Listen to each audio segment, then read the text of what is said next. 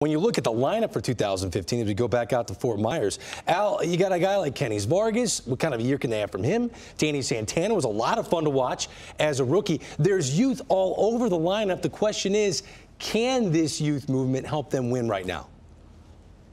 You know, Greg, that's a good question, and I think the answer is yes. Anytime you get it to become more established, you become more comfortable as a major leaguer. You mentioned about their offense; they were 7th in the American League in runs scored and 11th in batting average. And you talk about offensively, that was not the problem. But I think when you bring in a guy like Torii Hunter, that there's no question not only what he's able to do in the clubhouse, but he still has something left.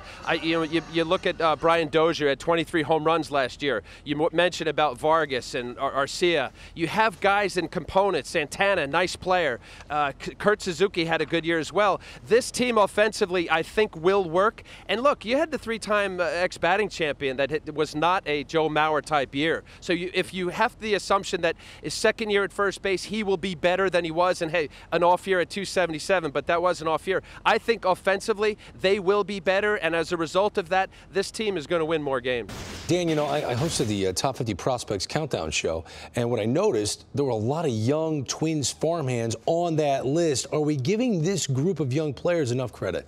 No, I don't think so. I think if you compare the prospects from the Cubs that we all have to agree has been hyped up significantly and justifiably, too. Now you compare them to the Twins prospects. Buxton, Arcia, Sano, Santana, and Vargas match up very well with Bryant, Soler, Baez, Castro, and Rizzo. I think if Buxton hadn't gotten hurt, and Sano, he would have played last year at AAA at the age of 20.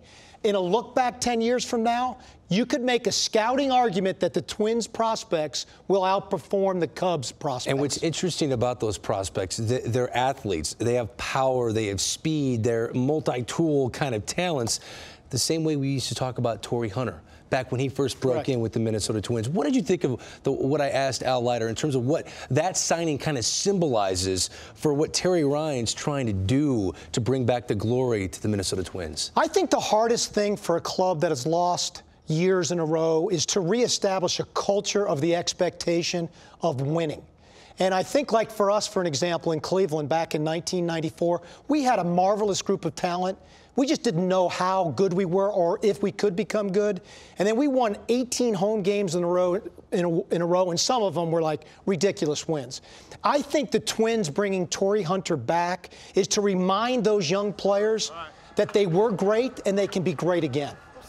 I think the biggest thing, learning from experience, losing 100 games 3 years in a row in an organization that was desperate to win, bringing in that veteran experience and bringing in the presence of guys who know and won, and they can lead that by examples. And when you start getting confidence, and I go back to 90, the second half of 90, the last month, we started feeling pretty good about the chances coming up. 91, of course, it all took off. We went last to first. But I think with the Twins, they're going to have to experience some growth this year and then use that as a platform for the following year. I don't think it's not impossible that they couldn't contend this year, but a lot of things would have to go right. And I think once they're seasoned a little bit with that feeling of Torii Hunter and the new manager and the new system, watch out for next year.